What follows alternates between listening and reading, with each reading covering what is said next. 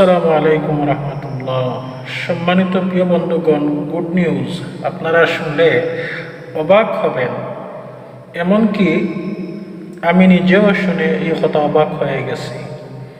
দিল্লিতে আমাদের আপা শেখ হাসিনাকে সাংবাদিকরা খুঁজে পাচ্ছে না। এক পর্যায়ে সাংবাদিকরা জানে যে শেখ হাসিনা আমাদের আপা তিনি মোদিজির বাসভবনে তিনি আছেন।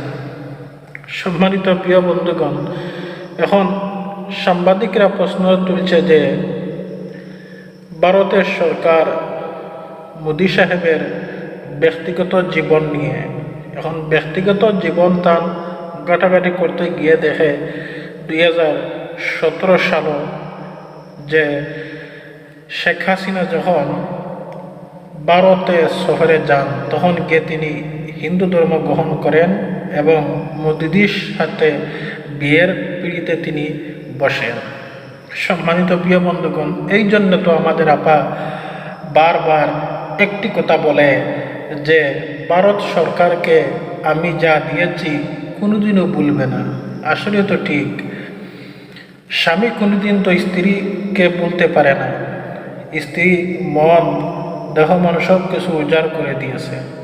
আসলে তো ঠিক, কথা মিথ্যে নয়। তলের বিড়াল এবার বেরিয়ে এসেছে আসল কথাগুলা। সম্মানিত প্রিয় বন্ধুগণ, অনেক সাংবাদিকরা এই কথা তুলে ধরতেছেন যে আসলেই কি শেখ হাসিনা মারা গেছেন বা উনি দিল্লিতে আছেন না কোথায় আছেন, তিনি কেন মিডিয়ার আড়াল হলেন। সম্মানিত প্রিয় বন্ধুগণ, আপনারা বলেন তো তিনি কোন মুখে মিডিয়ার সামনে আসবেন, কোন মুখে জনগণকে এই মুখ দেখাবেন। একটা স্বৈরাচারী বেবিচারী মহিলা, তাও ক্ষমতা চেয়ে দেশ ছেড়ে পালিয়ে গেছে, যে বুকে হাত দিয়ে টেবুলে তাবা দিয়ে বলতো এই দেশ আমার দেশ, এই দেশ আমার বাপের দেশ। আওয়ামী লীগ কোনোদিনও পালায় না, পালাবে না। এখন এই ব্যক্তি চুরের মতো ক্ষমতা ছেড়ে ভারতে পালিয়েছে। এখন আপনারা বলেন তো এই ব্যক্তি কোন মুখে আবার মিডিয়ার সামনে আসবে। আসলে মেইন কথা হচ্ছে এই, আর কিচ্ছু না। আমাদের আপা তিনি নিরাপদ আছেন, আমাদের ধুলাবাড়ির কাছে মোদিজির কাছে নিরাপদেই আছেন, সুস্থ আছেন, কোনো সমস্যা নেই। আপা এগুলা নাটক করতেছে, আর কিচ্ছু নয়। নাটক ছাড়া আর কিচ্ছু নয়।